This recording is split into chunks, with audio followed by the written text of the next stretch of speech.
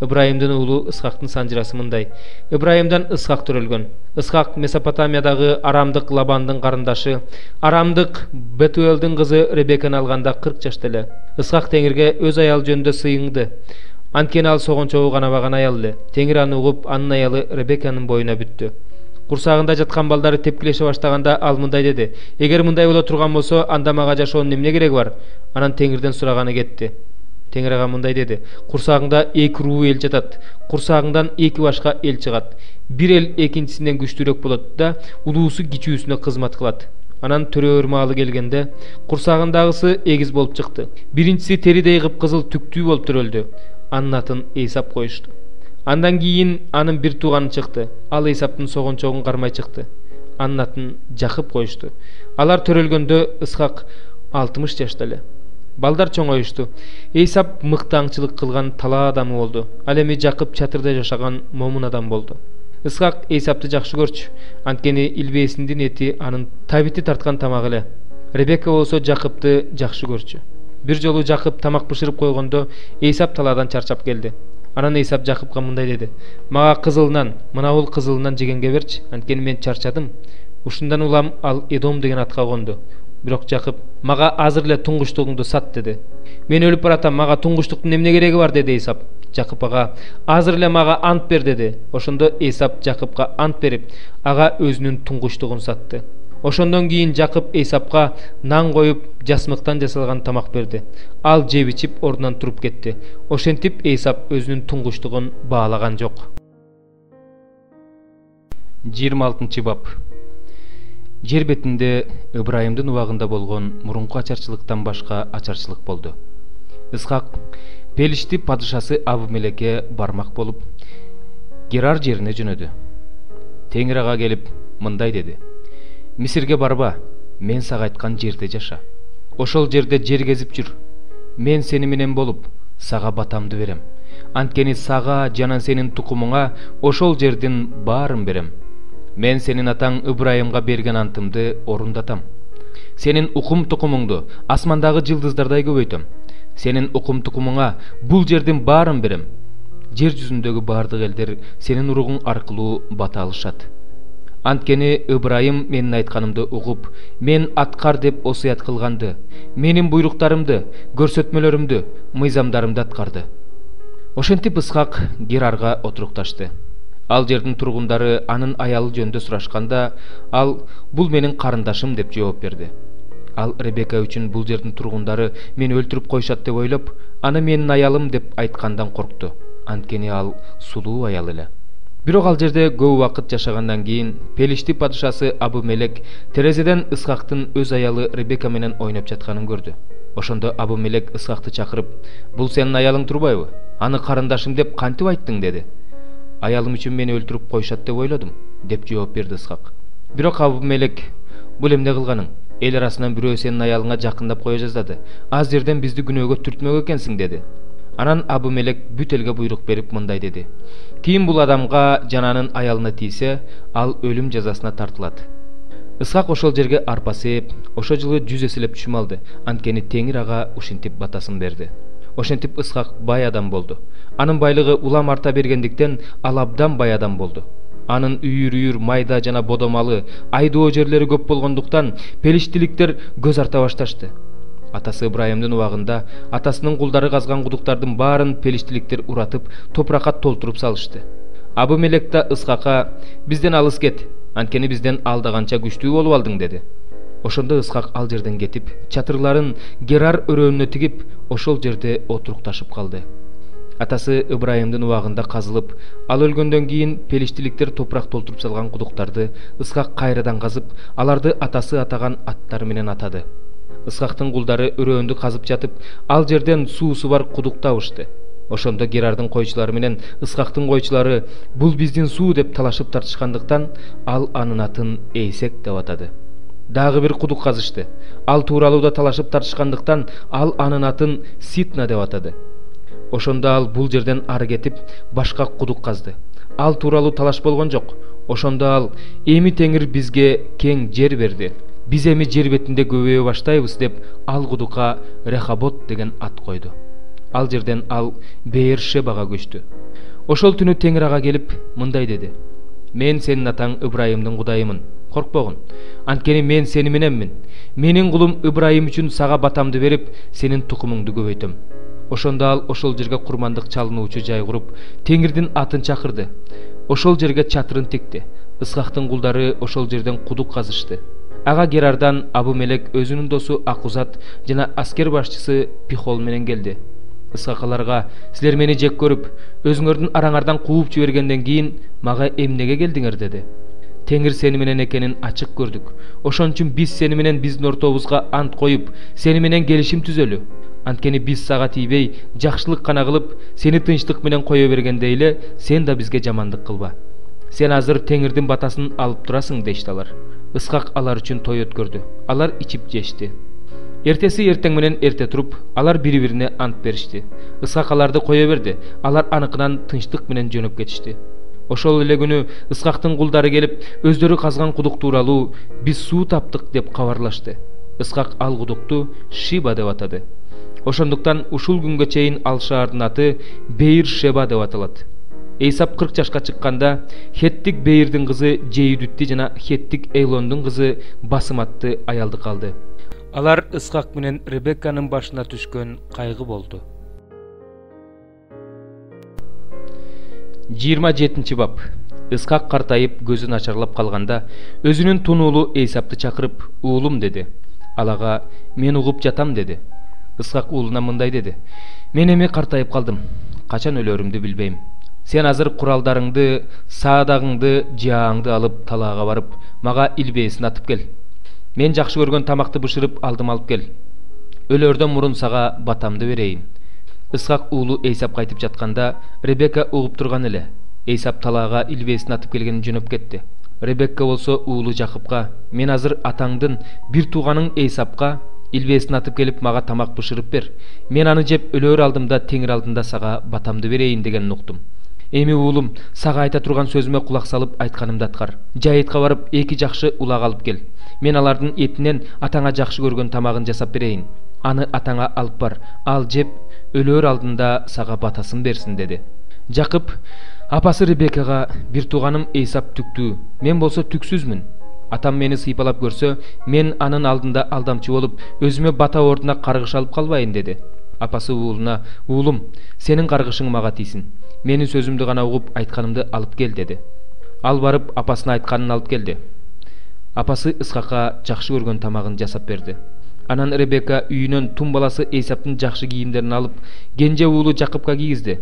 Ал эми колдору менен мойнун улактын териси менен ороп койду. Анан өзү жасаган тамак менен нанды уулу Жакыптын колуна берди. Ал атасына кирип: "Ата" деди. Атасы: "Мен угуп жатам, сен кимсиң уулум" деди.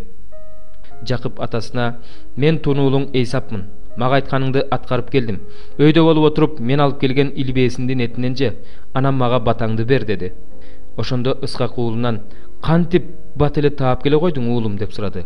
Ал ага: "Сенин Кудай Теңириң алдыма салып берди" деп жооп берди. Анан Ысхак Жакыпка: "Жакын келчи уулум. Мен сени сыйпалап көрөйүн. Сен уулум Эйсапсыңбы же жокпу" деди. Жакып атасы Ысхакка жакын келди. Ал аны сыйпалап көрүп: "Үнү Жакыптын үнү, колу Эйсаптын колу" деди.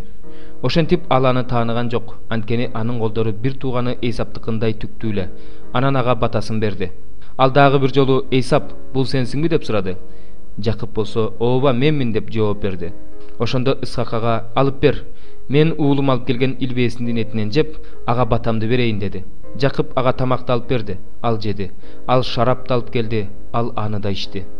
Анан атасы Ысхак ага: "Уулум, жакын келип мени өпчү" деди. Ал ага жакын барып аны өптү.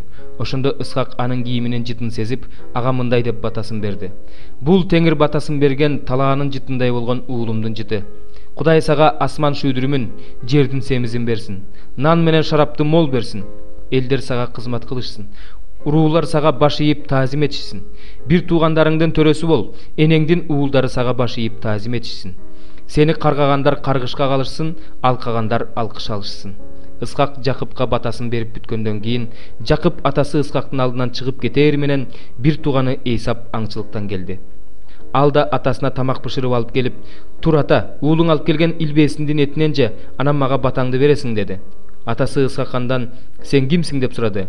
Ал мен тунуулуң Эйсапмын деп жооп берди. Ошондо Ысхак аябай коркуп, калтырап кетип мындай деди: Сен келерден мурда мага илбээсиңдин этин алып келген ким эле? Сен келгиче мен анын баардык тамагынан жеп ага батамды бердим. Ал эми баталуу болот. Эйсап атасынын сөздөрүн угуп боздоп ыйлап жиберди. Анан: Ата, мага да батаңды бер деди. Бирок ал: Бир тууганың куулук менен келип сенин батаңды алып кетти деди. Ошондо Эйсап ага Жакып деген ат бекеринен коюлган эмес тура. Анткени ал мени 2 жолу алдап кетти. Ал менин туңгучтугумду алды, эми менин батамды да алды деди. Анан ал атасынан: Кантип эле сен мага батаңды калтырган жоксуң деп дагы сурады. Ысхак Эйсапка: Мен аны сенин мырзаң кылдым. Бардык бир туугандарыңды да ага кулчулукка бердим. Нан менен шарапты мол бердим. Эми сага эмне кыла алам, уулум деп жооп берди. Бирок Эйсап атасына: Ата, кантип эле сенин бир эле батаң болсун? Мага да батаңды бер, ата деп озондоп ыйлады. Ошондо атасы Ысхак ага мындай деп жооп берди: Сен семиз жерде, асман шүүдүрү менен сугарылган жерде жашайсың. Кылычың менен жашап, бир тууганыңа кызмат кыласың. Бирок ага каршы чыгып, мойнуңдан анын моюнтуругун алып таштай турган мезгил да келет. Ошондо Эйсап атасы берген бата үчүн Жакыпты жек көрүп калды. Анан Эйсап ичинен: Атамды жоктоп ыйлай турган күндөр жакындап калды. Ошондон кийин бир тууганым Жакыпты өлтүрөм деди. Ребекага тунуулу Эйсаптын сөздөрүн айтып келишти. Ошондо ал киши жиберип, кичүү уулу Жакыпты чакыртып: Сени бир тууганың Эйсап өлтүргөнү жатат. Эми уулум, менин сөзүмдү угуп ордуңан тургунда, Харандагы менин бир тууганым Лабандыкына кач. Бир тууганыңдын ачуусу тараганча, аныкында бир аз жашай тур. Бир тууганыңдын сага болгон ачуусу тарап, ага кылгандарыңды унутсун. Анан мен киши жиберип, ал жактан сени алдыртып алам. Бир күндүн ичинде экөөңөн тең ажырап калгым келбейт деди. Анан Ребека Ысхакка: Хет кыздарынан улам мен жашоого ыраазы эмесмин. Эгерде Жакып да бул жердин кыздарынан, Хеттин ушундай кыздарынан аял алса, анда мага жашоонун кереги эмне? Деди. 28 бап. Ошондо Ысхак Жакыпты чакырып, ага батасын берип мындай деп осуят кылды: Канаан кыздарынан аял алба. Ордуңан туруп, Месопотамияга апаңдын атасы Бетуэлдин үйүнө бар. Ал жерден апаңдын бир тууганы Лабандын кыздарынан аял ал. Кудуреттүү Кудай сага батасын берсин. Сени укум тукумдуу кылсын. Сенден көптөгөн элдер тарасын. Кудай Ибрайымга берген батасын сага да, сенин укум тукумуңа да берсин. Кудай Ибрайымга берген, азыр сен кезип жүргөн жерди мураска ал. Ошентип Ысхак Жакыпты кое берди. Ал Месопотамияга Рамдык Бетуэлдин уулу Лабанга Жакып менен Эйсаптын энеси Ребекканын бир тууганына жөнөп кетти. Эйсап Ысхактын Жакыпка бата бергенин, бата берип жатып аны Месопотамияга жөнөтүп, ошол жерден аял ал, Канаан кыздарынан алба деп осуяттаганын, Жакып атасы менен апасынын тилин алып Месопотамияга жөнөп кеткенин көрдү.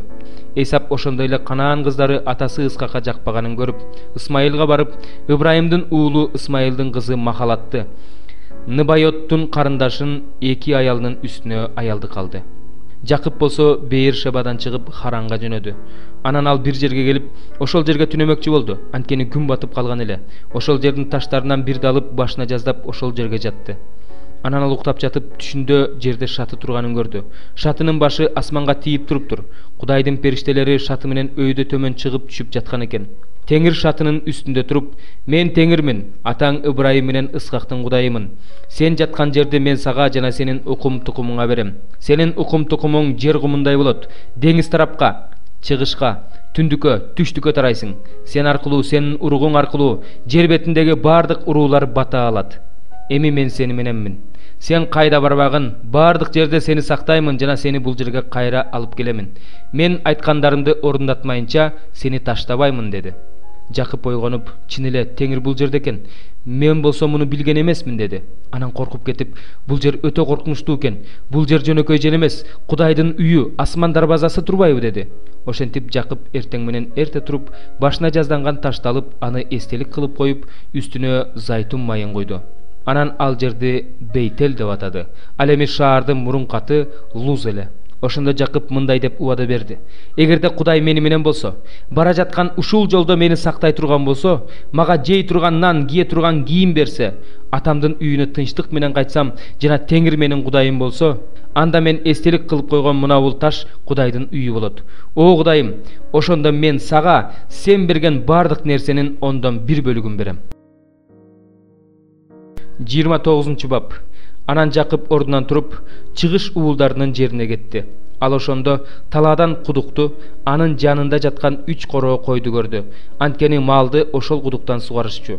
Кудуктун оозунда чоң таш бар эле. Малдын баары ошол жерге чогулганда кудуктун оозундагы ташты жылдырып, койлорду сугарышчу. Анан ташты кайрадан өз ордуна кудуктун оозуна жылдырып коюшчу. Жакып алардан: "Бир туугандарым, силер кайдансыңар?" деп сурады. Алар: "Биз Харанданбыз" деп жооп беришти. Ошондо Жакып алардан: "Силер Нахордун уулу Лабанды тааныйсыңарбы?" деп сурады. Алар: "Тааныйбыз" дешти. Ал алардан дагы: "Ал аман эсен жүрөбү?" деп сурады. Алар: "Аман эсен жүрөт. Тигине кызы Рахел койлорун айдап келе жатат" деп жооп беришти. Жакып аларга: "Күн батканча көп бар. Малды жыйноо маалы боло элек. Койлорду сугарып алып, жайганы кеткиле" деди. Бардык мал чогулмайынча, кудуктун оозундагы ташты жылдырышмайынча, койлорду сугара албайбыз дешти алар. Жакып алар менен сүйлөшүп турганда, Рахел атасынын майда малын айдап келип калды. Анткени ал кой кайтарып жүргөн эле. Жакып таекеси Лабандын кызы Рахелди жана анын койлорун көргөндө жакын келип, кудуктун оозунан ташты жылдырып, таекесинин койлорун сугарды. Анан Жакып Рахелди өксүп ыйлап жиберди. Ошондо Жакып Рахелге анын атасынын тууган экенин, Ребекканын уулу экенин айтты. Рахел болсо чуркап барып атасына айтты. Лабан карындашынын баласы Жакып жөнүндө угуп, анын алдынан чуркап чыгып, кучактап өз үйүнө киргизди. Анан ал Лабанга болгон окуяны айтып берди. Лабан болсо ага: "Чынында эле сен менин өз сөөгүм, өз канымсың" деди. Жакып аныкында толук 1 ай турду. Анан Лабан Жакыпка мындай деди: "Сен тууган болгонуң үчүн эле мага бекер кызмат кылышың керекпи? Айтчы, акыңа эмне берейин?" Лабандын 2 кызы бар эле. Улуусунун аты Лея, кичүүсүнүн аты Рахел. Леянын көзү начар көрчү. Ал эми Рахелдин мүчөсү келишимдүү, өңү татынакай эле. Жакып Рахелди сүйүп калып: "Мен кенже кызың Рахел үчүн сага 7 жыл кызмат кылам" деди. Лабан ага: "Аны бөлөк бирөөгө бергенден көрөк, сага бергеним жакшы. Меникинде жашай бер" деди. Ошентип Жакып Рахел үчүн 7 жыл кызмат кылды. Ал аны сүйгөндүктөн бул жылдар ага бир нече күндөй эле көрүндү. Анан Жакып Лабанга: "Эми аялымды бер, анткени ага жакындаганга менин убактым келди" деди. Лабан ал жердеги адамдардын бардыгын чакырып той өткөрдү. Кечинде ал кызы Леяны Жакыпка алып келди. Жакып ага жакындады. Лабан өз күңү Зилпаны кызы Леяга кызматчы кылып берди. Эртең менен ал Лея болуп чыкты. Ошондо Жакып Лабанга: "Бул эмне кылганың? Мен сага Рахел үчүн кызмат кылбадым беле? Мени эмнеге алдадың?" деди. Лабан ага: "Биздин жерде улуусунан мурда кичүүсүн күйөөгө бербейт. Бул жуманы аякта, андан кийин сага тигинисин да беребиз. Сен ал үчүн дагы 7 жыл меникинде кызмат кыласың" деди. Жакып ошондой кылды. Бул жуманы аяктады. Анан Лабан кызы Рахелди да ага аялдыкка берди. Лабан өз күңү Биланы кызы Рахелге кызматчы кылып берди. Жакып Рахелге да жакындады. Ал Леяга караганда Рахелди көбүрөөк сүйчү. Лабандыкында ал дагы 7 жыл кызмат кылды. Лея анын сүйбөгөн аялы экенин көрүп, Теңир аны балалуу кылды. Ал эми Рахелдин согончогу канаган жок. Леянын боюна бүтүп уул төрөп, Теңир менин бактсыздыгыма назарын салды. Эми күйөөм мени жакшы көрөт деп анын атын Рубейин койду. Дагы боюна бүтүп уул төрөп, мен анын сүйбөгөн аялы экенимди Теңир угуп, мага муну да берди деп анын атын Шимон койду. Дагы боюна бүтүп уул төрөп, мына эми күйөөм мага жабышат. Анткени мен ага 3 уул төрөп бердим деп анын атын Леби койду. Анан дагы боюна бүтүп уул төрөп, мына эми мен Теңиримди даңктайм деп анын атын Жүйүт койду. Ошондон кийин анын төрөтү токтоду. 30-бөлүм. Рахел өзүнүн Жакыпка бала төрөп бербей жатканын көрүп, эжесине көз артып, Жакыпка: "Мага бала бер, болбосо мен өлөм" деди. Жакып Рахелге ачууланып: "Сага бала бербеген Кудай мен бекем" деди. Рахел ага: "Менин кызматчым Билага жакында, ал мага төрөп берсин. Анын аркасы менен мен да балалуу болоюн" деди. Ошентип ал өзүнүн кызматчысы Биланы ага аялдыкка берди. Жакып ага жакындады. Биланын боюна бүтүп Жакыпка уул төрөп берди. Ошондо Рахел: "Кудай мага калыстык кылып, менин үнүмдү угуп уул берди" деп анын атын Дан койду. Рахелдин кызматчысы Биланын дагы боюна бүтүп Жакыпка экинчи уулун төрөп берди. Ошондо Рахел: "Эжем менен катуу кармашып жеңип чыктым" деп анын атын Напталы койду. Лея өзүнүн төрөтү токтоп калганын көрүп, өз кызматчысы Зилпаны Жакыпка аялдыкка берди. Леянын кызматчысы Зилпа да Жакыпка уул төрөп берди. Ошондо Лея баш кошулду деп анын атын Гат койду. Леянын кызматчысы Зылпа Жакыпка экинчи уулун төрөп берди.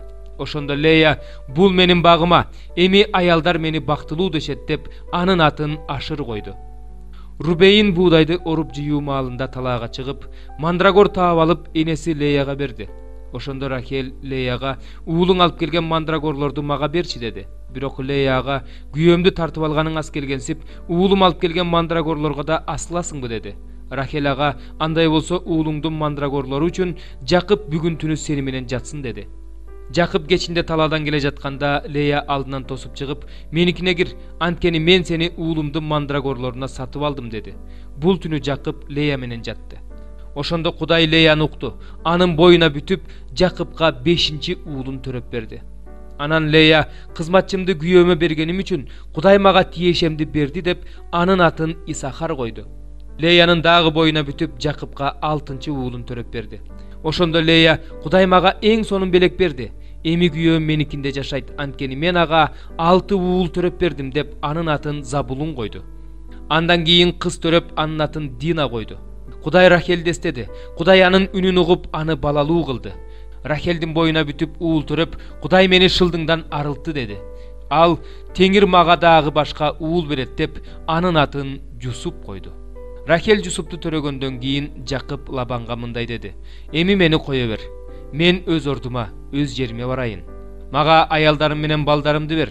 Мен алар үчүн сага кызмат кылдым. Эми мен кетейин, анткени сен менин сага кылган кызматымды билесиң."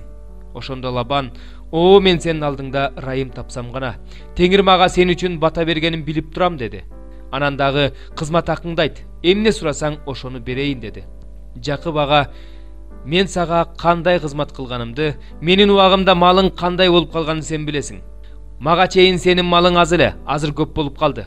Мен келгенден тартып Теңир сага батасын берди. Эми мен качан өз үйүм үчүн иштейм" деди. Ошондо Лабан: "Сага эмне берейин" деди. "Мага эч нерсе бербей эле кой. Менин айтканымды гана кылсаң, сенин койлоруңду кайрадан кайтарам. Мен бүгүн койлоруңдун баарын аралап чыгам. Сен андан темгили бар, тагы бар малдын баарын, кара койлорду, ошондой эле темгили бар, тагы бар эчкилерди бөлүп кой. Ушундай мал менин кызмат акым болсун. Кийин сен менин кызмат акымды көргөнү келгениңде, сага менин ордума адилеттигим айтып турсун. Мендеги темгили жок, тагы жок ар кандай эчкилер жана кара эмес койлор уурдалган болуп эсептелет" деди Жакып. "Жакшы болот, сен айткандай болсун" деди Лабан. Ошентип Лабан ошол күнү бардык ала-була, тагы бар текелерди, темгили бар, тагы бар эчкилерди, бир аз агы бар эчки текелердин баарын, кара койлорду бөлүп алып, өзүнүн уулдарынын колуна өткөрүп берди. Анан ал өзү менен Жакыптын ортосуна 3 күн жол жүрчү аралыкты белгиледи. Жакып болсо Лабандын калган кой эчкилерин кайтарып калды. Жакып жаштал, бадам, чынар чырпыктарын алып, алардын кабыгын тилке-тилке кылып кесип, кесилген жерлерди агарта аарчыды. Анан тилке салынган чыбыктарды суу куюлчу аштоолордун ичине мал алдына таштап койду. Ал жерге мал суу ичкени келчү. Анан ал жерге суу ичкени келип, чыбыктардын алдында уруктанышчу. Ошентип чыбыктардын алдында уруктанган малдан ала-була, темгили бар, тагы бар мал туулду. Ошондо Жакып козуларды бөлүп алып, малды Лабандын ала-була жана кара койлоруна каратып койду. Ал өз малын өзүнчө кармап, Лабандын малына кошчу эмес. Ар качан тыңыраак мал уруктанаарда, чыбыктардын алдында уруктансын үчүн Жакып чыбыктарды малдын алдына, аштоолордун ичине таштап койчу. Ал эми чабал мал уруктанаарда чыбыктарды таштачу эмес. Ошондуктан Лабанга чабал мал, Жакыпка тың мал тийип турду. Ошентип Жакып эң бай адам болду. Анын көптөгөн майда малы, күңдөрү, кулдары, төөлөрү, эшектери болгон. 31 бөлүм. Ошондо Жакып Лабандын уулдарынын мындай деген сөздөрүн укту. "Жакып биздин атабыздын бардык нерсесин ээлеп алды. Ал ушул байлыктын баарын атабыздын мал мүлкүнөн жыйып алды." Жакып Лабандын жүзүн караса, ал аны мурдагыдай карабай калыптыр. Ошондо Теңир Жакыпка: "Ата-бабаларыңдын жерине, өзүңдүн мекениңе кайт. Мен сени менен боломун" деди. Жакып киши жиберип, Рахель менен Леяны талаага, койлорунун жанына чакыртып алды. Жакып аларга: "Мен атаңардын мурдагыдай карабай калганын көрүп турам. Бирок атамдын Кудайы мени менен болду. Силер менин атаңарга бүт күчүм менен кызмат кылганымды билесиңер. Атаңар болсо мени алдап, кызмат акымды 10 жолу алмаштырды. Бирок анын мага жамандык кылуусуна Кудай жол берген жок. Ал мага темгилдүү мал сенин кызмат акың болот дегенде, малдын баары темгил тууду. Ал эми сенин кызмат акыңа ала-була мал болот дегенде, малдын баары ала-була тууду. Ошентип Кудай малды атаңардан тартып алып мага берди. Бир жолу куут маалында түшүмдө кууган текелердин баары ала-була темгилдүү тактары бар текелер экенин көрдүм. Кудайдын периштеси түшүмдө мага «Жакып» деди. Мен угуп жатам дедим. Ал мага «Башыңды көтөрүп карачы, кууган текелердин баары ала-була темгилдүү тактары бар текелер. Анткени мен Лабандын сага эмне кылып жатканын көрүп турам. Мен сага Бейтелде келген Кудаймын. Ал жерде сен эстеликтин үстүнө зайтун майын коюп, ошол жерде мага убада бергенсиң. Эми ордуңан туруп, бул жерден чыгып, өз мекениңе кайт деди. Рахел менен Лея ага атабыздын бизге бергидей энчи мурасы бар беле? Ал бизди бөтөн катары санайт, анткени ал бизди сатты, атүгүл күмүшүбүздү да жеп койду. Кудай атабыздан тартып алган байлыктын баары биздики, жана биздин балдардыкы. Ошондуктан Кудай сага айткандын баардыгын кыл дешти. Ошентип Жакып ордунан туруп, балдары менен аялдарын төйлөргө мингизди. Анан Месопотамияда тапкан өзүнүн бардык мал мүлкүн алып, Канаан жерине атасы Исхакка жөнөп кетти. Лабан малын кыркканы кетери менен Рахел атасынын жасалма кудайларын уурдап алды. Жакып болсо Рамдык Лабанга өзүнүн кетерин айтпай, аны алдап кетти. Ошентип ал өзүнүн бардык мал мүлкүн алып дарыядан өтүп, Гилат тоосун карай бет алды. Жакыптын кеткендигин Лабанга 3-чү күнү айтышты. Ошондо ал жанына өз туугандарын алып, 7 күн бою кууп жүрүп отуруп Гилат тоосуна келгенде жетти. Кудай Рамдык Лабанга түн ичинде түшүндө келип, «Байкагын, Жакыпка жаман да, жакшы да айтпа» деди. Лабан Жакыпты кууп жетти. Жакып болсо чатырын тоого тигип алган эле. Лабан да туугандары менен чатырын Гилат тоосуна тикти. Ошондо Лабан Жакыпка: «Бул эмне кылганың? Эмне үчүн мени алдадың? Кыздарымды туткунга түшкөндөрдөй кылып алып кеттиң? Эмне үчүн жашыруун качтың? Эмне үчүн менден жашындың? Эмне үчүн мага айткан жоксуң? Мен сени той тамаша өткөрүп, ыр-ырдап, дап кагып, кыл-кыяк тартып узатпайт белем. Атүгүл неберелерим менен кыздарымдын бетинен өптүргөн жоксуң. Сен ойлонбой иш кылдың. Менин колумда силерге жамандык кылар күч бар. Бирок атаңардын Кудайы кечээ мага: «Байкагын, Жакыпка жакшы да жаман да айтпа» деди. Сен кете берсең мейли эле, анткени сен атаңдыкында болууну абдан каалаптырсың. Бирок эмне үчүн менин кудайларымды уурдап кеттиң деди. Жакып Лабанга мындай деп жооп берди: «Кыздарыңды менден тартып аласың го деп корктум. Кудайларыңды кимден тапсаң, ал тирүү калбасын. Туугандарыбыздын көзүнчө меникинен издеп таап ал». Аларды Рахел уурдап алганын Жакып билген эмес эле. Ошондо Лабан Жакыптын, Леянын 2 күңдүн чатырларына кирип издеп таба албады. Анан Леянын чатырынан чыгып Рахелдикине кирди. Рахел болсо жасалма кудайларды төөнүн чомунун астына катып, өзү үстүнө отуруп алган эле. Лабан чатырды бүт аңтарып таба албады. Рахел атасына: «Мырзам менин тура албаганыма ачууланбаса экен, анткени аялдарга мүнөздүү нерсем болуп жатат» деди. Ал издеп жасалма кудайларын таба албады. Жакып ачууланып Лабан менен айтыша кетти. Ал Лабанга мындай деди: «Менин артыман кууп келгидей, менин айыбым кайсы? Менин күнөөм кайсы? Менин буюмдарымдын баарын карап чыктың. Өзүңдүн кайсы буюмуңду таптың? Ушул жерде менин туугандарым менен өз туугандарыңдын алдында көрсөт. Алар экөөбүздүн ортобузда калыстык кылышсын. 20 жыл сен үчүн иштедим. Кой эчкилериң бала салбады. Корооңдогу койлоруңдан жебедим. Жырткыч жара тарткандарында алып келген эмесмин. Алар менен чыгашам эле. Күндүз жоголсо да, түндө жоголсо да сен менден төлөтүп алып турдуң. Күндүз ысыктан, түнкүсүн сууктан жапа тартып кыйналдым. Түн уйкумдан калдым. Менин 20 жылым сенин үйүңдө ушинтип өттү. Мен сенин 2 кызың үчүн сага 14 жыл, малың үчүн 6 жыл кызмат кылдым. Сен болсо менин кызмат акымды 10 жолу алмаштырдың. Эгерде атам Ибрайымдын Кудайы жана Исхактын коркунучу мени менен болбогондо, сен мени азыр да эч нерсе бербей куру кол кое бермексиң. Кудай менин кайгымды жана маңдай тер таманакымды көрүп, кечээ менин таламымды талашты. Ошондо Лабан Жакыпка мындай деп жооп берди: «Кыздар менин кыздарым, балдар менин балдарым, мал менин малым. Сен көрүп тургандын баары меники. Мен кыздарыма жана алар төрөгөн балдарга эми бир нерсе кылмак белем. Азыр сен экөөбүз келишим түзөлү. Ал сен экөөбүздүн ортобузга күбө болсун». Жакып таш алып, аны эстелик кылып койду. Анан Жакып өзүнүн туугандарына: «Таш жыйнагыла» деди. Алар таш жыйнап дөбө кылып үйүштү да, ошол дөбөдө отуруп тамактанышты. Лабан аны Жыгар Саадот, күбө дөбө деп, Жакып болсо аны Гилат деп атады. Анан Лабан: "Бүгүндөн баштап бул таш дөбө экөөбүздүн ортобузга күбө болот" деди. Ошондуктан ал жерди Гилат деп аташты. Ал дөбө Миспа деп аталат. Анткени Лабан: "Сен экөөбүз бири-бирибизден бөлүнүп кеткенден кийин Теңир менин үстүмөн да сенин үстүңөн да көз салып турсун. Эгерде кыздарыма жаман мамиле кыла турган болсоң, же кыздарымдын үстүнө аял ала турган болсоң байкагын. Ортобузда адам жок болсо да экөөбүздүн ортобузда Кудай күбө." Ошентип Лабан Жакыпка: "Мына бул дөбө менен мен койгон эстелик экөөбүзгө күбө болот. Бул дөбө менен бул эстелик күбө. Жамандык кылыш үчүн бул дөбө менен бул эстеликтен сен тарапка мен өтпөйм, мен тарапка сен өтпөйсүң. Ибрайымдын Кудайы, Нахордун Кудайы, алардын ата-бабаларынын Кудайы ортобузга калыс болсун" деди. Жакып атасы Исхактын коркунучу менен ант берди. Анан Жакып тоодо курмандык жалып, туугандарын тамакка чакырды. Алар тамактанып тоодо түнөп калышты. 55. Лабан эртеси эртең менен эрте туруп, неберелери менен кыздарын өөп, аларга батасын берип жөнөп кетти. Ошентип Лабан өз жерине кайтып келди. 32 бөлүм. Жакып болсо өз жолу менен кетти. Жолдо ага Кудайдын периштелери жолукту. Жакып аларды көрүп: "Кудайдын аскерлери" деди. Анан ал жердин атын Маханаим деп атады. Жакып өзүнөн мурун Эдом аймагына, Сейир жериндеги бир тууганы Эйсапка кабарчыларын жөнөттү. Анан аларга мындай буйрук берди: "Мырзам Эйсапка кулуң Жакып мындай дейт дегиле: Мен Лабандыкында бүгүнкү күнгө чейин жашап турдум. Менин өгүздөрүм, эшектерим, майда малым, кулдарым, күңдөрүм бар.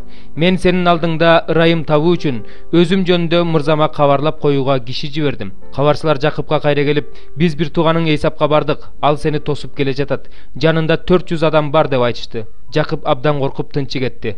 Анан өзүнүн адамдарын, майда жана бодо малын, төөлөрүн эки топко бөлдү. Ал эгер Эйсап кол салып бир топту талкаласа, экинчи топ кутулуп кете алат деп ойлоду.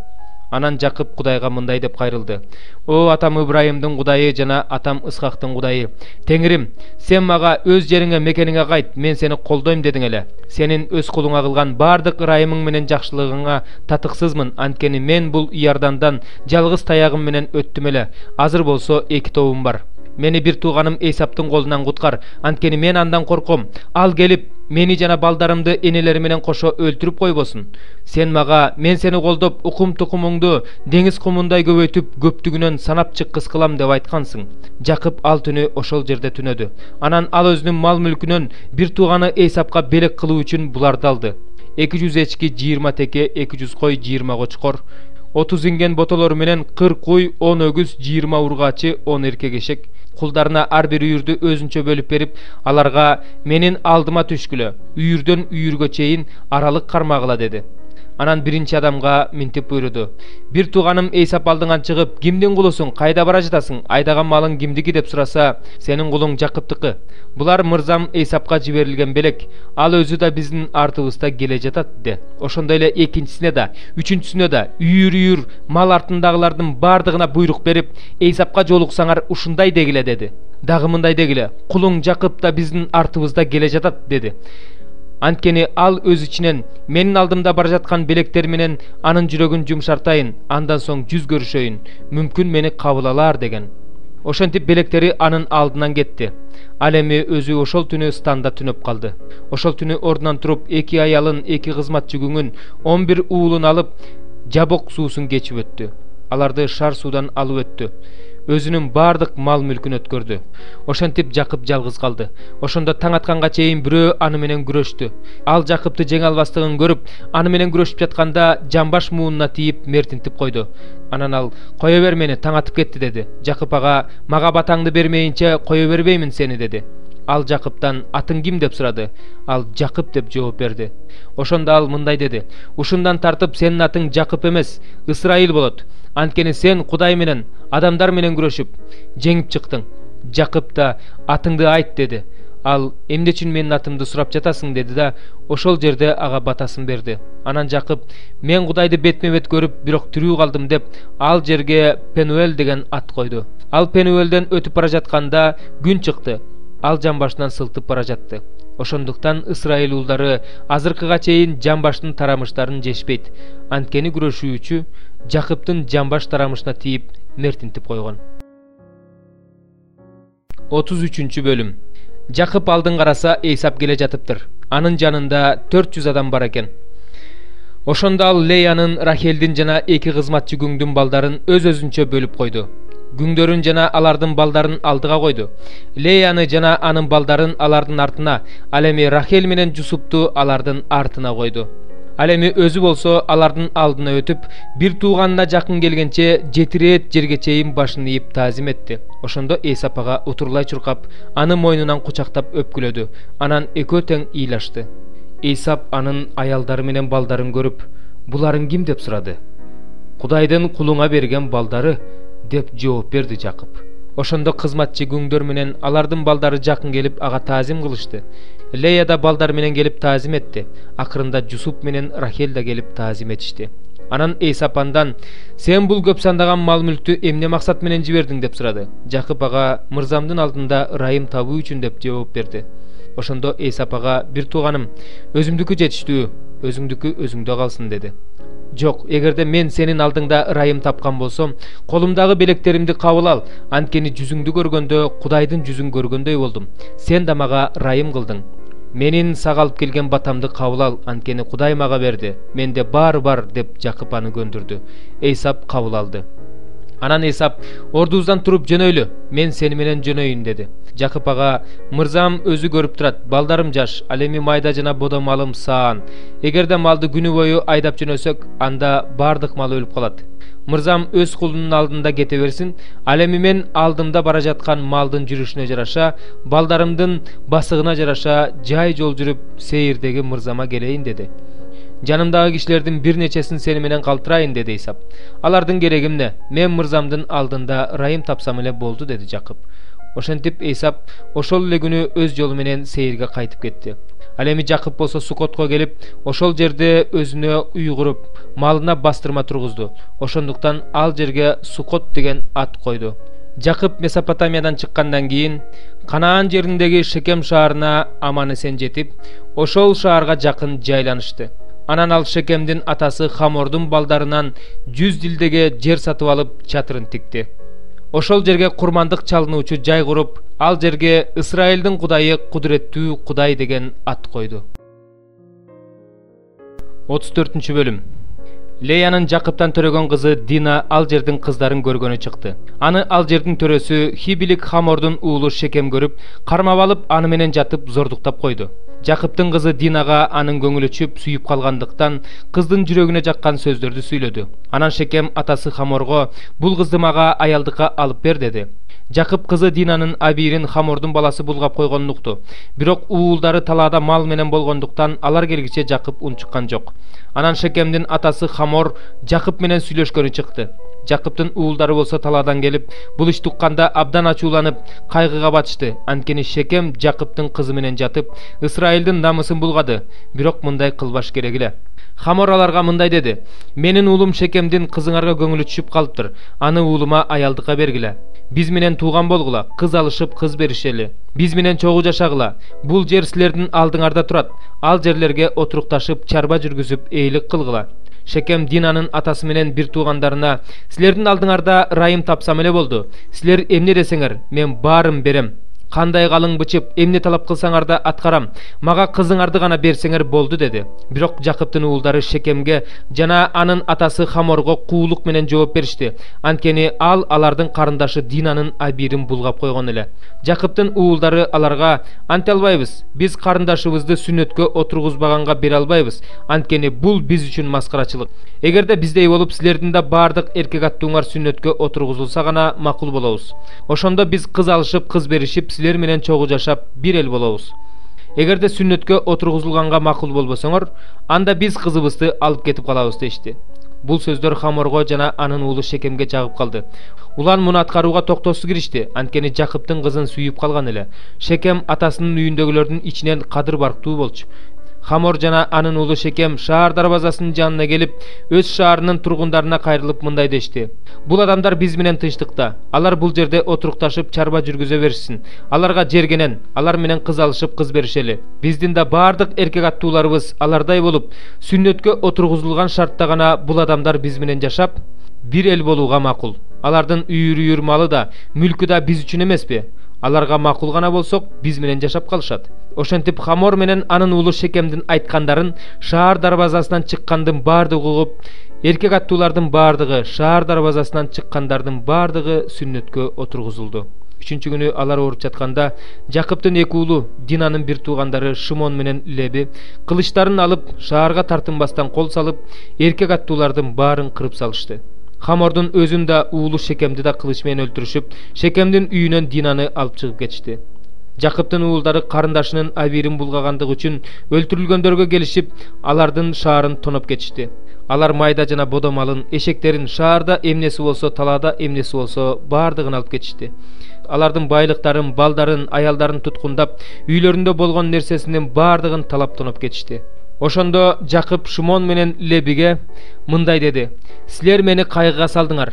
Бул жердин тургундарына, канаандыктар менен периздиктерге мени жек көрүндү кылдыңар. Менин элим аз, алар мага каршы чогулуп, мени өлтүрүп, үй жайым менен жок кылышат.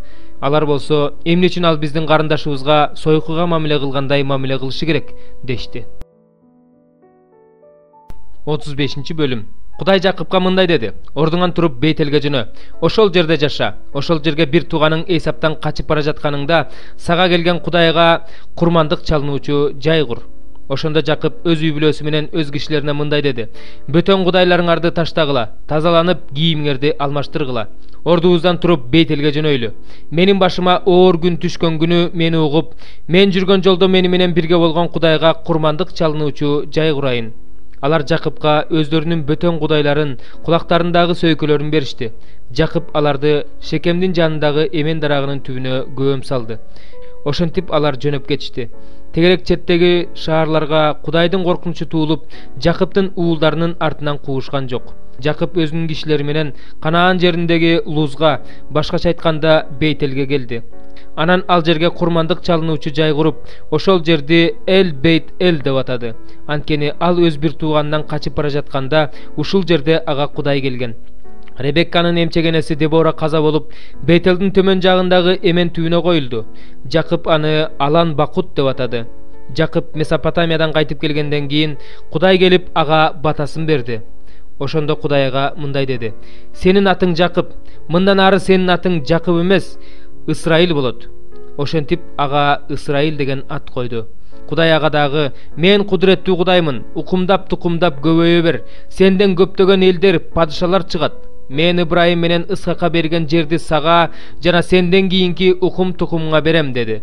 Анан Кудай андан ага сүйлөгөн жерден көтөрүлүп кетти. Ошондо Жакып Кудай ага сүйлөгөн жерге таштан эстелик тургузуп, анын үстүнө атап куюу курмандыгын куюп, анын үстүнө зайтун майын куйду. Ошентип ал Кудай өзүнө сүйлөгөн жерди Бейтел деп атады. 16. Анан алар Бейтелден жөнөп кетишти. Эфратага бир аз калганда Рахел төрөдү. Анын төрөтү оор болду. Ал төрөттөн кыйналып жатканда аначы кемпир мындай деди: "Коркпо, анткени мунуң да уул болот." Жаны чыгып бара жаткан Рахел баланын атын Бен Они койду. Бирок баланын атасы анын атын Бенжамин койду. Рахел өлүп, Эфратага бараткан жолдун боюна коюлду. Башкача айтканда Бейтлехемге коюлду. Жакып анын мүрзөсүнүн үстүнө эстелик койду. Ал мүрзөнүн үстүндөгү эстелик бүгүнкү күнгө чейин турат. Анан Ысрайыл жолго чыгып, Эйдер мунарасынын артына чатырын тикти. Ысрайыл бул өлкөдө жашап турганда Рубейим барып, атасынын күңү Била менен жатып чыкты. Муну Ысрайыл укту. Жакыптын 12 уулу бар эле. Леянын уулдары Жакыптын туну Рубейин, андан кийинкилери Шимон, Леби, Жүйүт, Исахар жана Забулун. Рахелдин уулдары Жусуп менен Бенжамин. Рахелдин күңү Биланын уулдары Дан менен Напталы. Леянын күңү Зилпанын уулдары Гат менен Ашыр. Жакыптын бул уулдары Месопотамияда төрөлүшкөн. Ошентип Жакып атасы Исхакка, Ибрайым менен Исхак жашаган Мамреге, Кирият Арбага, башкача айтканда Хебронго келди. Ошондо Исхак 180 жашта эле. Исхак каарлыгы жетип, өмүргө тоюп, көз жумуп, өз элине кошулду. Аны уулдары Эйсап менен Жакып коюшту. 36 бөлүм. Эйсаптын башкача айтканда Эдомдун санжырасы мындай. Эйсап Канаан кыздарынан аял алды. Ал Хеттик Эйлон кызы Аданы, Хибилик Сибон уулу Ананын кызы Олибаманы жана Исмаил кызы Ныбайоттун карындашы Басматты алды. Ада Эйсапка Элипазды төрөп берди. Басымат Ребуэлди төрөдү. Олибама Жейушту, Жаломду жана Коракты төрөдү. Эйсаптын бул уулдары Канаан жеринде төрөлүштү. Эйсап аялдарын, уулдарын, кыздарын, үйүндөгү бардык адамдарын, үйүр малын, Канаан жеринде тапкан бардык мал мүлкүн алып, бир тууганы Жакыптан бөлүнүп башка жерге кетти. Анткени алардын мал мүлкү аябай көп болгондуктан бирге жашай албай калышкан эле. Малынын көптүгүнөн аларга жашаган жери тардык кылды. Эйсап Сейир тоосуна жайланышты. Эйсап бул Эдом. Сейир тоосундагы Эдомдуктардын атасы Эйсаптын санжырасы мындай. Эйсаптын уулдарынын аттары: Эйсаптын аялы Аданын уулу Элипаз жана Эйсаптын аялы Басыматтын уулу Ребуэл. Элипаздын уулдары Тейман, Омар, Сепо, Гатам жана Кеназ. Тимна Эйсаптын уулу Элипаздын күңү болгон. Ал Элипазга амалыкты төрөп берген. Эйсаптын аялы Аданын уулдары ушулар. Ребуэлдин уулдары Нахат менен Зерах, Шама менен Миза, булар Эйсаптын аялы Басыматтын уулдары. Булар Эйсаптын аялы Сибондун уулу Ананын кызы Олибаманын уулдары болгон. Ал Эйсапка Жейушту, Жаломду жана Коракты төрөп берген. Мына булар Эйсаптын уулдарынын башчылары. Эйсаптын тунуулу Элипаздын уулдары: Тейман башчы, Омар башчы, Сепо башчы, Кеназ башчы, Корак башчы, Гатам башчы, Амалык башчы. Булар Эдом жериндеги Элипаздын башчылары. Булар Аданын уулдары. Эйсаптын уулу Рагаилдин уулдары булар: Нахат башчы, Зерах башчы, Шама башчы, Миза башчы. Булар Эдом жериндеги Ребуэлдин башчылары. Булар Эйсаптын аялы Басыматтын уулдары. Эйсаптын аялы Олибаманын уулдары булар: Жейуш башчы, Жалом башчы, Корак башчы. Булар Эйсаптын аялы Ананын кызы Олибаманын башчылары. Булар Эйсаптын уулдары жана алардын башчылары. Бул Эдом өзү.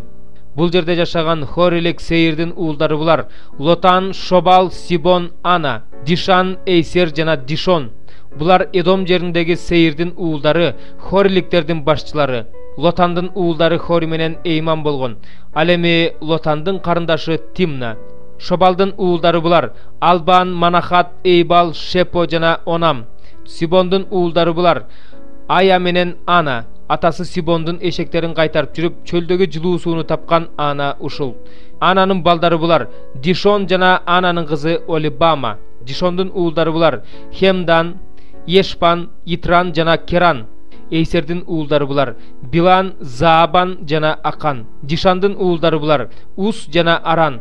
Булар Хори башчылары: Лотан башчы, Шобал башчы, Сибон башчы, Ана башчы, Дишон башчы, Эйсер башчы, Дишан башчы.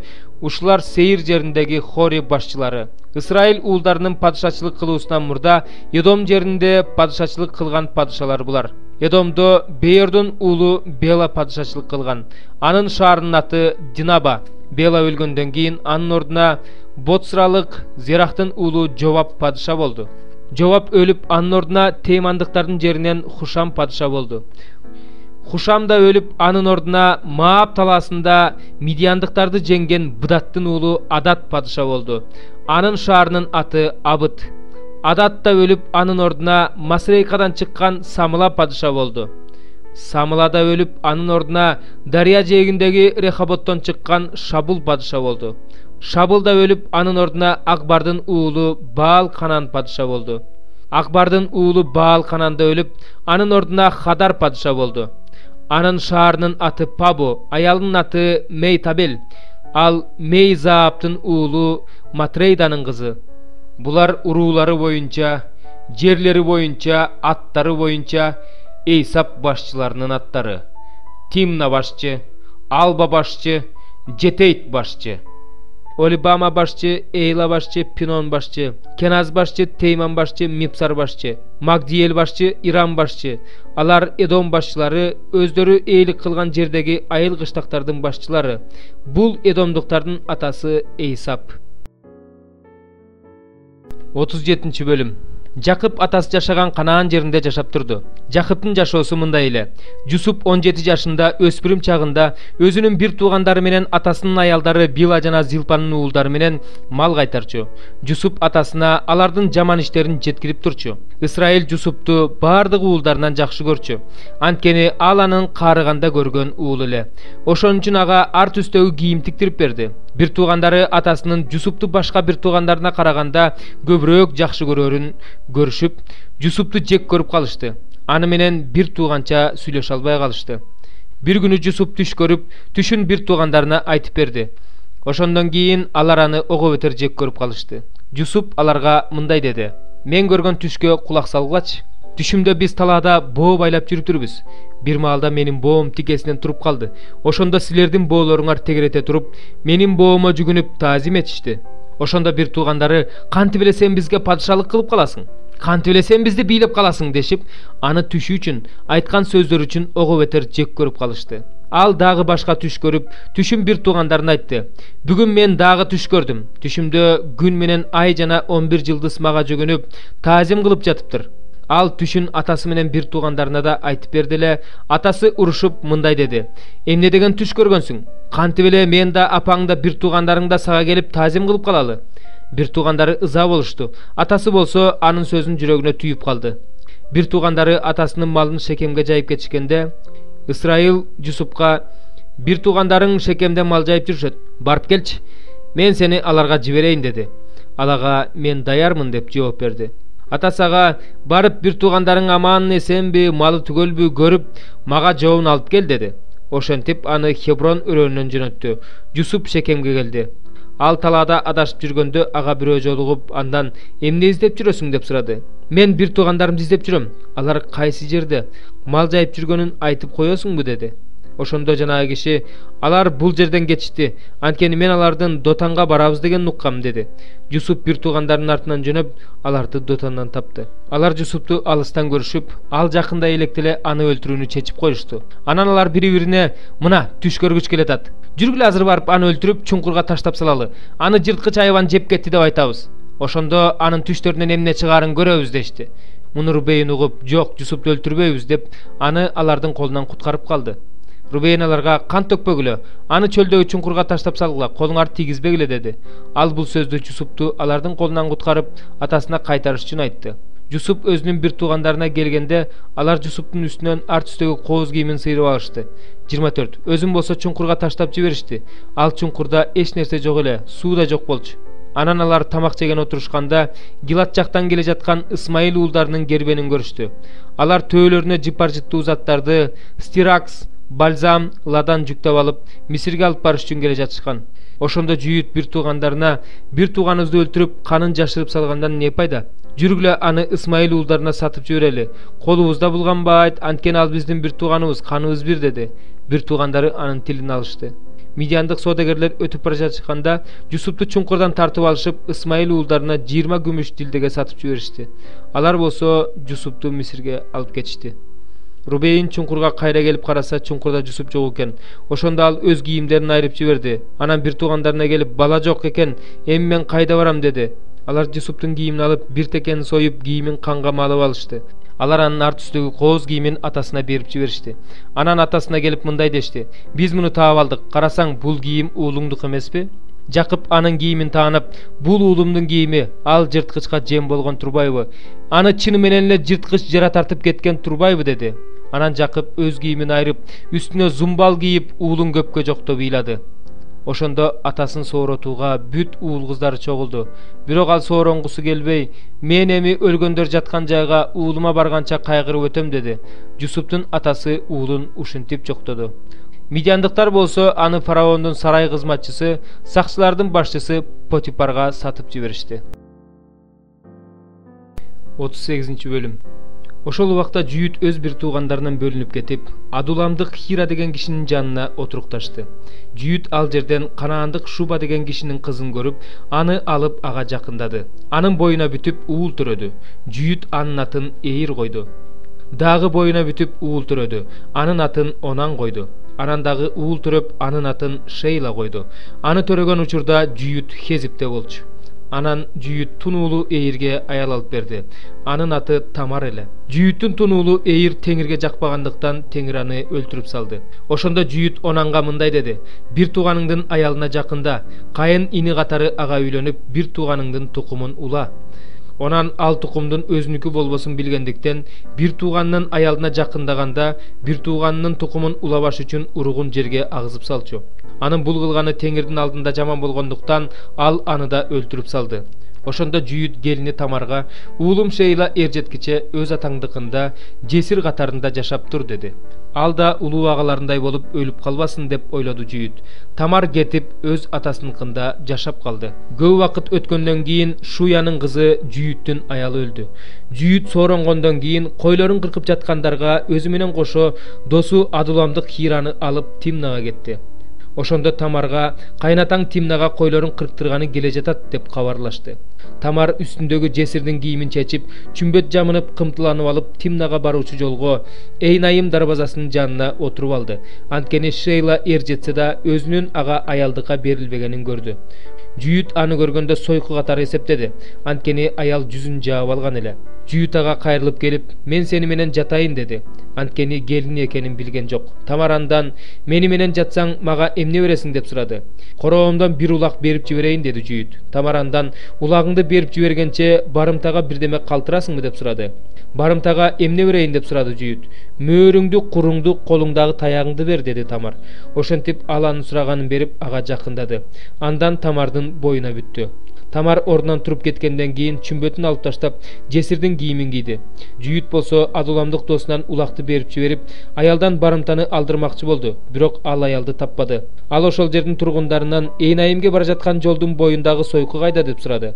Алар ага "Бул жерде сойку болгон эмес" деп жооп беришти. Ал досу Жүйүткө кайрылып келип, "Мен аны таппай койдум. Ал жердин тургундары да бул жерде сойку болгон эмес дешти" деди. Ошондо Жүйүт "Мейли, мен бергендерди ала берсин. Эл бизди шылдыңдап күлбөсө эле болду. Мен улакты берип жибердим, бирок сен аны таппай келдиң" деди.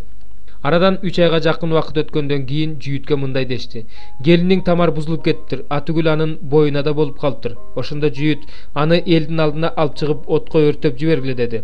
Тамарды алып жөнөшкөндө ал кайнатасына мындай деп айттырды: "Бул буюмдар кимдики болсо, ошондон боюма бүттү." Анан мындай деди: "Бул мөөр, кур, таяк кимдики экенин тааныч." Жүйүт таанып, "Ал мага караганда туура иш кылды, анткени мен аны уулум Шейлага алып берген эмесмин" деди. Андан кийин ал ага жакындаган жок. Төрөт учурунда аялдын боюнда эгиз бала бар экени билинди. Аял төрөп жатканда кол көрүндү. Аначы кемпир "Бул биринчи чыкты" деп анын колуна кызыл жип байлап койду. Бирок ал колун кайра тартып алды. Ошондо анын бир тууганы чыкты. Аначы кемпир ага "Сен кантип өзүңө жол ачтың" деди. Анын атын Перес коюшту. Андан кийин колуна кызыл жип байланган бир тууганы чыкты. Анын атын Зирак коюшту. 39-бөлүм. Жусуп болсо Мисирге жеткирилди. Аны алып келген Исмаил уулдарынын колунан фараондун сарай кызматчысы, сакчылардын башчысы Мисирлик Потипар сатып алды. Теңир Жусуп менен болду. Ал иштеринде ийгиликке жетти. Мисирлик мырзанын үйүндө жашады. Теңир Жусуп менен экенин, кандай иш кылбасын Теңир анын колуна ийгилик берип жатканын мырзасы көрдү. Ошентип, Жусуп мырзасынын алдында ырайым таап ага кызмат кылып жүрдү. Ал Жусупту өз үйүнө башкаруучу кылып койду. Өзүнүн колундагысынын баарын ага тапшырды. Ал Жусупту өзүнүн үйүнө колундагысынын баарына башкаруучу кылып койгондон тартып, Теңир Жусуп үчүн Мисирлик мырзанын үйүнө батасын берди. Теңирдин батасы анын үйүндөгү жана талаасындагы баардык мал мүлкүнүн үстүндө болду. Ошентип, ал колундагысынын баарын Жусупка тапшырды. Анын барында ал жеген нанынан башка эч нерсе менен иши болбоду. Жусуп болсо келишимдүү, сулуу жигит эле. Мырзасынын аялынын Жусупка көзү түшүп, ага "Мени менен жат" деди. Бирок ал каршы болуп, мырзасынын аялына "Мырзам менин барымда үйүндө эч нерсе менен иши жок. Болгон нерсесинин баардыгын мага тапшырды. Бул үйдө менден чоң эч ким жок. Ал сенден башкасына тыюу салган жок, анткени сен анын аялысың. Кантип мен ушундай жаман ишти кылып, Кудай алдында күнөөгө батам" деди. Ал аял Жусупка күн сайын ушинтип айта берсе да, ал аны менен жатууга, аны менен бирге болууга макул болгон жок. Бир күнү Жусуп өз ишин кылганы үйгө кирди. Ошол учурда үйдүн ичинде үйдөгүлөрдөн эч ким жок эле. Аял анын кийиминен кармап, "Мени менен жат" деди. Бирок ал кийимин аялдын колуна калтырып, сыртка качып чыкты. Аял болсо Жусуптун кийимин калтырган бойдон сыртка качып чыкканын көрүп, үйүндөгүлөрүн чакырып алып, "Карагылачы, ал биздикине бул эбирейди бизди шылдыңдатмакка алып келиптир. Ал мени менен жатканы келиптир, бирок мен катуу кыйкырып жибердим. Ал менин кыйкырганымды угуп, кийимин калтырып сыртка качып чыкты" деди. Ошентип аял мырзасы үйүнө келгенге чейин Жусуптун кийимин өзүнө калтырып койду. Анан күйөөсүнө ушул эле сөздөрдү кайталады. Сен биздикине алып келген еврей кулуң мени шылдыңдаганы келди. Бирок мен чуу көтөрүп кыйкырып жибергенде ал кийимин калтырган бойдон сыртка качып кетти. Мырза аялынын оозунан сенин кулуң мага ушундай кылды деген сөздү укканда абдан ачууланды. Ошондо мырзасы Жусупту падышанын туткундары жаткан зынданга салдырды. Ошентип ал ошол зынданда жатты. Теңир Жусуп менен болду. Ага ырайымын төгүп, зындан башчысынан ырайым таптырды. Ошондо зындан башчысы зындандагы туткундардын бардыгын Жусуптун колуна берди. Жусуп ал жердеги бардык иштин үстүнөн башкаруучу болду. Зындан башчысы ага тапшырылган иштерге кийлигишчи эмес. Анткени Теңир Жусуп менен болуп, ал эмне кылбасын бардык ишине ийгилик берип турчу. 40 бөлүм. Ошондон кийин Мисир падышасынын шарап сунуучусу менен нан сунуучусу өздөрүнүн мырзасынын алдында, Мисир падышасынын алдында айыпка жыгылышты. Ошондо фараон сарайдагы өзүнүн 2 кызматчысына, башкы шарап сунуучусу менен башкы нан сунуучусуна ачууланып, аларды сакчылардын башчысынын үйүнө Жусуп камалган зынданга каматып салды. Сакчылардын башчысы Жусупту аларга кызмат кылууга дайындады. Жусуп аларга кызмат кылды. Алар бир нече убакыт камакта жатышты. Bir günü Misir padişasının zindanda kamalып жаткан шарап сунуучусу менен нан сунуучусу түш көрүштү. Экөө тең бир түндө өз-өзүнчө түш көрдү. Ар бирине өзгөчө мааниси бар түш кирди. Жусуп эртең менен аларга кирип, алардын тынчы кетип турганын көрдү. Ошондо ал мырзасынын үйүндө өзү менен камакта жаткан фараон сарайынын кызматчыларынан эмне үчүн бүгүн жүзүңөр кайгылуу деп сурады. Алар ага биз түш көрдүк, жооруп берер киши жок дешти. Жусуп аларга түш жооруу Кудайдан болот эмеспи? Мага айтып бергилечи деди. Ошондо Жусупка башкы шарап сунуучу өз түшүн мындай деп айтып берди. Түшүмдө бет алдында жүзүм сабагы туруптур. Жүзүм сабагынын 3 бутагы бар экен. Ал бүрдөп гүл ачып, мөмө байлады. Анан анын мөмөлөрү бышты. Фараондун чөйчөгү да менин колумда экен. Мен жүзүмдөн алып фараондун чөйчөгүнө сыгып, чөйчөктү фараонго сундум. Жусуп ага мындай деди. Түштүн жоорулушу мындай. 3 бутак бул 3 күн. 3 күндөн кийин фараон сени бошотуп, кайрадан ордуңа коет. Ошондо сен мурункудай эле ага чөйчөк сунасың. Сага жакшы болгондо мен эсте, мага жакшылык кылып, мен жөнүндө фараондун эсине салып, мени бул үйдөн чыгарып ал. Анткени мен еврейлердин жеринен уурдалып келгем. Зынданга таштагыдай бул жакта да мен эч нерсе кылган эмесмин. Башкынан сунуучу Жусуптун түштү жакшы жооруганын көрүп, мен да түш көрдүм. Түшүмдө тордолгон 3 себетти башыма көтөрүп алыптырмын. Үстүңкү себетте фараондун наабайчы жасаган ар кандай тамагы бар экен. Башымдагы себеттеги тамакты канаттуулар чокулап жатышыптыр деди. Ошондо Жусуп ага мындай деп жооп берди. Мунун жоорулушу мындай. 3 себет бул 3 күн. 3 күндөн кийин фараон сенин башыңды алып жыгачка асат. Канаттуулар денеңди чокулашат деди. 3 күндөн кийин фараондун туулган күнү болуп, ал өзүнүн бардык кызматчыларына той берди. Ошондо өз кызматчыларынын арасынан башкы шарап сунуучусу менен башкы нан сунуучусун эстеди. Шарап сунуучусун мурдагы ордуна койду. Ошондо ал чөйчөккө шарап коюп фараонго сунду. Ал эми башкы нан сунуучусун Жусуп жооругандай жыгачка астырып таштады.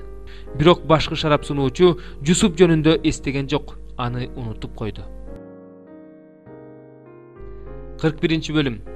Арадан 2 жыл өткөндөн кийин фараон түш көрдү. Түшүндө ал дарыя боюнда туруптур. Дарыядан көрүнүшү жакшы, семиз 7 уй чыгып, камыштын арасында оттоп жүрүптүр. Алардан кийин көрүнүшү начар арык 7 уй чыгып, дарыянын жээгинде оттоп жүргөн тиги уйларга кошулду. Анан көрүнүшү начар арык уйлар көрүнүшү жакшы семиз уйларды жеп салды. Ошондо фараон ойгонуп кетти. Анан ал кайра уктап дагы түш көрдү. Түшүндө бир сабактан бадырайган жакшынакай 7 баш буудай өсүп чыкты. Алардан кийин чүрүшкөн, чыгыш шамалы күйгүзүп кеткен 7 баш буудай өсүп чыкты. Анан чүрүшкөн буудай баштары бадырайган дандуу 7 баш буудайды жеп салды. Ошондо фараон ойгонуп кетип, мунун түш экенин түшүндү. Эртең менен фараондун тынчы кетип, Мисирдин бардык сыйкырчылары менен акылмандарын киши жиберип чакыртып алып, аларга өзүнүн түшүн айтып берди. Бирок эч ким анын түшүн жооруй алган жок. Ошондо башкы шарап сунуучу тура калып фараонго мындай деди. Күнөөлөрүмдү азыр эстеп жатам. Фараон кулдарына ачууланып, мени жана башкы нан сунуучуну сакчылардын башчысынын үйүнө каматып салган эле. Ошондо биз бир түндө түш көргөнбүз. Ага да мага да өзгөчө мааниси бар түштөр кирген. Ал жерде биз менен сакчылардын башчысынын кулу жаш еврей жигит бирге болгон. Биз ага көргөн түштөрүбүздү айтып бергенбиз. Ошондо ал ар бирибизге түшүбүздү жооруп берген. Ал кандай жооруса ошондой болуп чыкты. Мен өз ордума кайтып келдим, тигини болсо асып салышты. Ошондо фараон киши жиберип Жусупту чакыртты. Аны зындандан шашылыш түрдө чыгарышты. Ал чачын алдырып, кийимдерин которуп фараонго келди.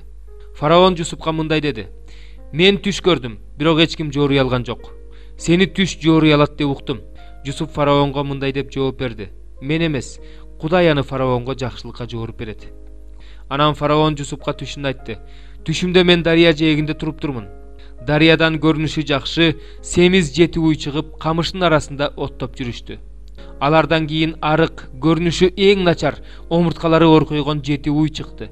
Мен бүтүндөй Мисир жеринен мындай арык уйларды көргөн эмесмин." Анан жети арык уй мурдагы жети семиз уйду жеп салды. Семиз уйлар алардын ичине кирип кетти, бирок алардын ичине кирип кеткени билинген жок. Алардын көрүнүшү баштагыдай эле арык бойдон калды. Анан мен ойгонуп кеттим. Анан дагы түш көрдүм. Түшүмдө бир сабактан бадырайган жакшынакай жети баш буудай өсүп чыкты. Алардан кийин ичке чүрүшкөн, чыгыш шамалы күйгүзүп кеткен жети баш буудай өсүп чыкты. Анан чүрүшкөн буудай баштары бадырайган дандуу жети баш буудайды жеп салды. Мен муну сыйкырчыларга айттым, бирок эч кимиси жооруй алган жок. Ошондо Жусуп фараонго мындай деди: "Фараондун түштөрүнүн мааниси бир. Кудай эмне кыларын фараонго билдириптир. Жети семиз уй бул 7 жыл. Жети баш дандуу буудай бул 7 жыл. Экөө бир түш. Ал семиз уйлардын артынан чыккан кыржыйган арык 7 уй бул да 7 жыл. Ошондой эле чүрүшкөн, чыгыштын шамалы күйгүзүп кеткен жети баш буудай бул ачарчылыктын 7 жылы. Мына ошондуктан мен фараонго Кудай эмне кыларын фараонго көрсөттү дегем. Азыр бүткүл Мисир жерине мол түшүмдүү 7 жыл келе жатат. Андан кийин 7 жылдык ачарчылык келет. Мисир жериндеги бул мол түшүмдүн баары унутулуп, жерди ачарчылык жабыркатат. Ошондо молчулуктан кийин келген ачарчылыктын кесепетинен жердеги мурунку молчулук билинбей калат, анткени ачарчылык аябай катуу болот. Ал эми фараондун түшүнүн 2 рет кайталанышы Кудай сөзүнүн чындыгы экенин жана жакын арада Кудай аны орундатаарын билдирет. Эми фараон акылдуу, даанышман адам караштырып көрүп, аны Мисир жерине эл башы кылып койсун. Фараон жер-жерлерге көзөмөлдөөчүлөрдү коюп, мол түшүмдүү 7 жылда Мисир жериндеги түшүмдүн 5тен 1 бөлүгүн жыйноого буйрук берсин. Алар келе жаткан жакшы жылдардагы эгиндин баарын азык үчүн фараондун карамагына жыйнап, шаарларга чогултуп алышсын да сактап турушсун. Бул азык Мисир жеринде боло турган 7 жылдык ачарчылыкта жер жүзү ачарчылыктан кырылып калбаш үчүн камдалган азык болсун. Бул сөз фараонго жана анын кызматчыларынын баардыгына жакты. Ошондо фараон кызматчыларына мындай деди: "Кудайдын руху бар ушундай адамды таба алабызбы?" Анан фараон Жусупка мындай деди: "Кудай сага ушунун баардыгын ачып бергендиктен, сендей акылдуу, сендей даанышман адам жок. Сен менин үйүмдү башкарасың, сенин сөзүңдү бүт элим угат. Бирок мен сенден тактым менен гана жогору турам." Ошентип, фараон Жусупка: "Мен сени бүткүл Мисир жерине эл башчы кылып коем" деди. Анан фараон колунан шакек мөөрүн чыгарып, Жусуптун колуна салды. Үстүнө ак матадан кийим кийгизип, мойнуна алтын чынжыр такты. Анан аны өзүнүн арабаларынын экинчисине отургузууга, элге таазим кылгыла деп жар салууга буйрук берди. Ошентип, фараон аны бүткүл Мисир жерине эл башчы кылып койду. Анан фараон Жусупка: "Мен фараонмун, бирок бүткүл Мисир жеринде сенсиз эч ким эч нерсе кылбайт" деди. Фараон Жусупка Сапенат Панеях деген ат койду. Ага аялдыкка Оондун дин кызматчысы Патипердин кызы Асынатты алып берди. Жусуп бүткүл Мисир жерин аралап чыгууга кетти. Жусуп Мисир падышасы фараондун алдына келгенде 30 жашта эле. Жусуп фараондон чыгып, бүткүл Мисир жерин аралап чыкты. Жер мол түшүмдүү 7 жылда ар бир баш буудайдан кочуш толтура дан берип жатты. Ошондо ал Мисир жеринде болгон түшүмдүү 7 жылдын ичиндеги баардык эгинди жыйнап шаарларга жыйып койду.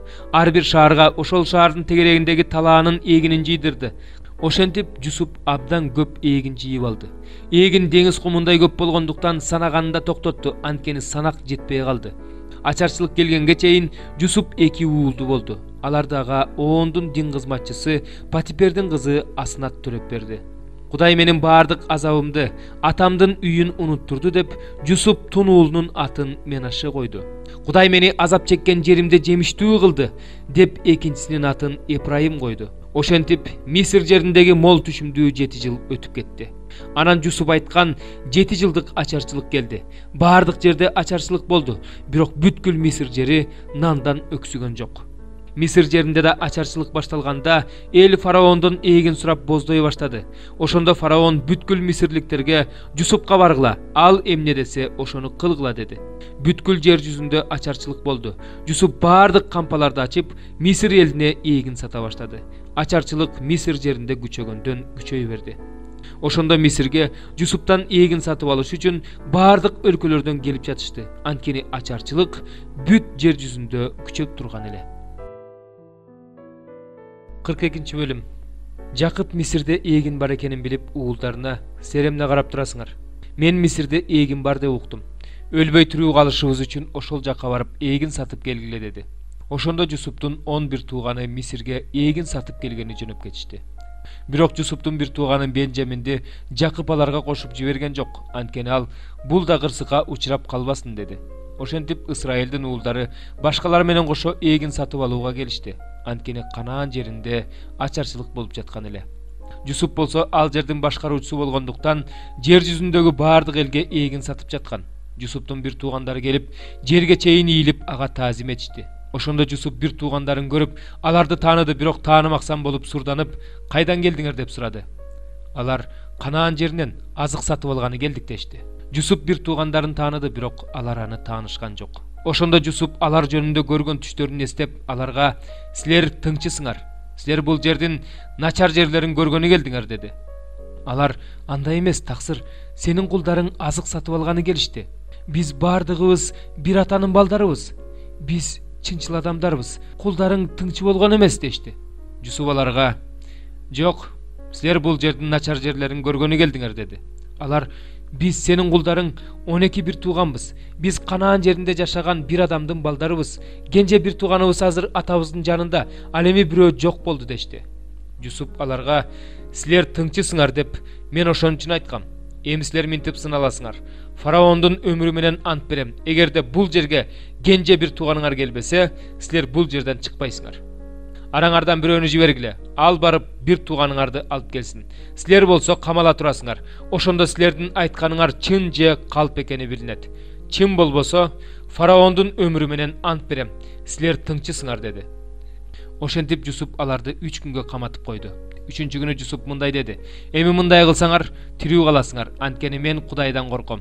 Эгерде силер чынчыл адамдар болсоңор, анда бирөөңөр силер камалган үйдө камалып турсун, калганыңар ачка отурган үй бүлөңөргө эгинди жеткиргиле. Айтканыңар чын болсо, өлбөйм десеңер, кенже бир тууганыңарды алып келгиле." Алар так ошондой кылышты. Ошондо алар бири-бирине "Чын эле биз бир тууганыбызга кылган күнөөбүз үчүн жазаланып жатабыз. Биз анын жаны кыйналып турганын көргөнбүз. Ал бизге жалынып жалбарганда, биз аны укпай койгонбуз. Ошон үчүн башыбызга ушул кайгы түштү" дешти. Рубейн аларга мындай деди: "Балага каршы күнөө кылбагыла деп айтпадым беле. Бирок силер тил албай койгонсуңар. Мына, эми анын каны үчүн жазаланып жатабыз." Алар болсо Жусуптун түшүнүп турганын билишкен жок, анткени алардын ортосунда тилмеч бар эле. Жусуп алардан бурулуп басып кетип, ыйлап жиберди. Анан кайра келип, алар менен сүйлөшүп, алардын ичинен Шимонду алып, бир туугандарынын көзүнчө байлатып салды. Анан Жусуп булардын каптарына эгин толтуруп, ар биринин каптарына күмүштөрүн кайра салып, жолго жетерлик азык бергиле деп буйрук берди. Аларга так ошондой кылышты. Алар эгиндерин эшектерине артып, ал жерден жөнөп кетишти. Жолдо түнөгөн токтошкондо алардын бири эшегине жем бермек болуп, каптын оозун чечип, оозунан өзүнүн күмүшүн көрдү. Анан ал бир туугандарына "Менин күмүшүмдү кайра салып коюшуптур. Мына, ал менин кабымда экен" деди. Ошондо алардын тынчы кетип, коркконунан калтырашып бири-бирине "Кудайдын бизге бул эмне кылганы" дешти. Ошентип алар Канаан жерине атасы Жакыпка келип, болгон окуялардын баарын мындай деп айтып беришти. Ал жердин башкаруучусу бизге сурданып сүйлөп, бизди ошол жерге келген тыңчы катары эсептеди. Ошондо биз ага "Биз чынчыл адамдарбыз. Биз тыңчы болуп көргөн эмеспиз. Биз бир атадан 12 бир тууганбыз. Бирөө жок болду. Кенже бир тууганыбыз азыр Канаан жеринде атабыздын жанында" дедик. Анан ал жерди башкарган адам бизге "Силердин чынчыл адам экениңерди мен мындан билейин. Бир туугандарыңардын бирин мага калтырып, калганыңар эгинди алып ачка отурган үй бүлөңөргө жеткиргиле. Anan gençe bir tuğanыңарды maga alıp kelgile. Sizlerden tınç emes, çınçıl ekeniңерди oşonda bilip, bir tuğanыңарды kolуңарга berem. Anan sizler bul jerde çarbaňарды жүрgüze berseňer bolot dedi. Alar kaptарын boşatıp jatkanda, ar birinin kawынан gümüş salıngan tüyünçöktörü çıkıp, gümüş salıngan tüyünçöktörün görüşkönde özleri da atası da korkup geçti. Oşonda atası jakıp alarga, sizler meni baldarımdan ajrattıňar. Jusup'tan jok, Jeşimondan jok, emi Benjamin'de alıp ketkiňer bar. Munun bari menin başıma düşkön müşkül dedi. Rubeyn atasına mınday dedi. Egerde men saga Benjamin'de alıp gelbesem, eki ulumdu öldürüp sal. Anı menin koluma tapşır, men anı kayra alıp gelem. Jakıp alarga, ulum sizler menen barbayt, antkeni agası ölüp, özü jalgız kaldı. Egerde sizler baratkan jolda bul da gırsıka uçrasa, ak baskan başıma kaygı koşup, ölgöndör jatkan jayga salasыңар dedi. 43. bölüm. Yer yüzünde açarçılık güçödü. Alar Misirden alıp kelgen eginde jep bütüşköndөн kийин atası uulдарына dagы barıp biraz azık satıp kelgile dedi. Oşonda Jüyüt atasına mınday dedi. Al kişi bizge çeçkin dütürdü. Egerde sizler menen koşo bir tuğanыңар gelbese gözüme görünbögüle degen. Egerde inibizdi biz menen koşo jiberirseň barıp saga azık satıp kelebиz. Egerde jiberbey turgan bolsoň, anda barbayбыз. Antkeni al kişi, egerde sizler menen koşo bir tuğanыңар gelbese gözüme görünbögüle degen. Oşonda İsrail alarga, emnege maga uşunday jamandyk kıldıňar? Al kişige dagы bir inibiz bar dep emnege aytdyňar dedi. Alar al kişi biz jönde, üýbülebиz jönde suraştırıp, ataňar dagы ele tirүүbü, bir tuğanыңар barby dedi. Oşon üçin biz uşul suroolaryna jaraşa жооп berdik. Anın bizge iniňerdi alıp kelgile derin kaydan bildik dep жооп berişdi. Jüyüt atası İsrailga balany meni menen jiber. Biz ordubuzdan turup jönöylü. Anam biz da sen da baldarыбыз menen koşo ölbey türүү kalabız. Al üçün men жооп berem. Anı menden suraysың. Egerde men anı alıp gelip aldığına koybosom, ömür boyu senin aldığında ayıptуу boydon kalayın. Biz mintip geçiktirbegende emgiçe eki barıp gelmekpiz dedi. Atası İsrail alarga mınday dedi. Egerde anday bolso, anda mınday kılgıla. Özüңөр menen koşo bul жердин mömө жемишинен alıp, al kişige belek katары biraz balzam, biraz bal, stiraks menen ладан жыгаçтарынын чайырынан, мистеден бадам жаңгагынан алып барып бергиле. Колуңарга мурункудан башка күмүш алгыла. Ал эми кабыңардын оозуна кайра салып койгон күмүштү өз колуңар менен кайра бергиле. Мүмкүн бул жаңылыштыктан болгондур. Bir tuğanыңарды да алгыла.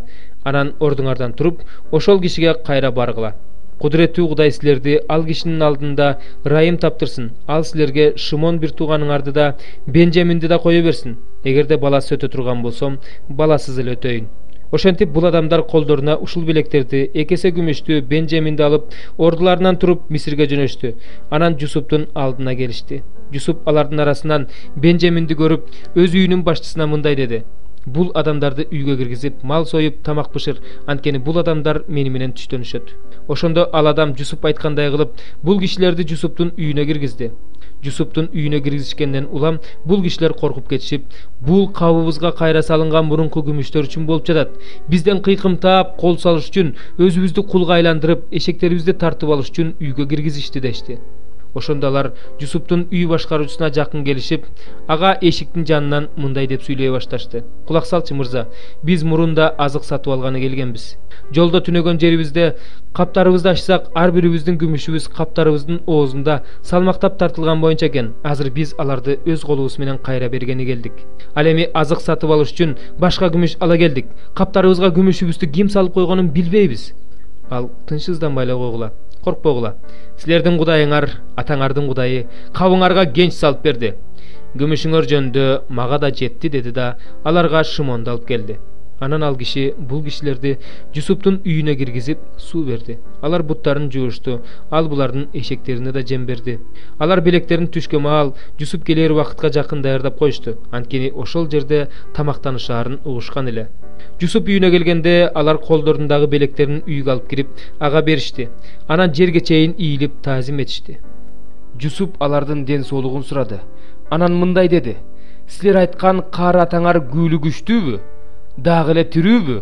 Алар: "Сенин кулуң биздин атабыз күйлү күчтүү, дагы эле тирүү" деп жооп беришти.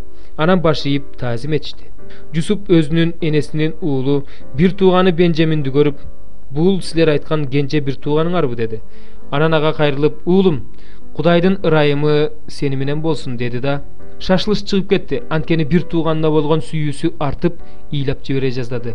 Анан ал ички бөлмөгө кирип, ошол жерде ыйлады. Анан бетин жууп кайра чыкты. Кайраттангандан кийин тамак тарткыла деди. Ага өзүнчө, аларга өзүнчө жана бирге түштөнгөн мисирликтерге өзүнчө тамак тартышты. Анткени мисирликтер үчүн еврейлер менен бирге отуруп тамактануу жийиркеничтүү болчу. Аларды Жусуптун алдына улуулата отургузушту. Ошондо бул адамдар таң калып, бирин-бири карашты. Жусуптан аларга тамак тартылып жатты. Аларга караганда Бенжаминге 5 эсе көп тартылды. Алар Жусуп менен тойгончо ичип жешти. 44 бөлүм. Анан Жусуп үй башкаруучусуна мындай деп буйрук берди. Бул адамдардын каптарын алып кете алышынча эгинге толтуруп, ар биринин күмүшүн өз кабына салып кой. Ал эми менин күмүш чөйчөгүмдү кенжесинин кабынын оозуна эгин сатып алган күмүшү менен кошо салып кой. Үй башчысы Жусуптун айтканын айткандай кылды. Эртең менен жарык киргенде бул кишилер эшектери менен кое берилди. Алар шаардан узай электе Жусуп үй башкаруучуга мындай деди. Жөнө, бул адамдарды кууп жет. Кууп жеткениңде аларга эмне үчүн жакшылыкка жамандык менен жооп бердиңер? Бул мырзамдын аш иче турган чөйчөгү эмеспи? Ал бул чөйчөк менен бал ачат. Силер жаман иш кылдыңар де. Ал кууп жетип аларга ушул сөздөрдү айтты. Аларга мырзабыз эмне үчүн мындай сөздөрдү айтып жатат? Жок, кулдарың мындай иштерди кылбайт. Каптарыбыздын ооздорунан тапкан күмүштөрдү биз Канаан жеринен сага кайра алып келбедик беле? Эми кантип мырзаңдын үйүнөн күмүш же алтын уурдамак элек? Сенин кулдарыңдын кимисинен табылса, ал өлүм жазасына тартылсын, жана биз мырзабызга кул бололу дешти. Ал жакшы болот. Силер кандай айтсаңар ошондой болсун. Чөйчөк кимден табылса, ал мага кул болуп калат. Ал эми силер айыптуу болбойсуңар деди. Алар өз кабын шашылыш түрдө жерге чүрүштү. Ар бири өз кабын ачты. Үй башчысы бир туугандардын каптарын улуусунукунан баштап кичүүсүнүкүнө чейин тинтип чыкты. Чөйчөк Бенжаминдин кабынан табылды. Ошондо алар өз кийимдерин айырып, ар бири өз жүгүн эшегин артып шаарга кайтып келишти. Анан жүйүт бир туугандар менен Жусуптун үйүнө келди. Ал үйүндө экен. Алар анын алдына келип жерге жыгылышты. Жусуп аларга: "Бул эмне кылганыңар? Силердин эмне кылганыңарды мендей адам сөзсүз билип коерун билген жок белеңер. Мырзабызга эмнени айтмак элек? Эмне демек элек? Эмне менен актанмак элек? Кудай кулдарыңдын айыбын ачты. Эми биз да чөйчөктү алган адам да мырзабыздын кулу болобуз" деди жүйүт. Бирок Жусуп мындай деди: "Жок, мен мындай кылбайм. Кимдин колунан чөйчөк табылса, ошол мага кул болот. Ал эми силер атаңарга тынчтык менен бара бергиле."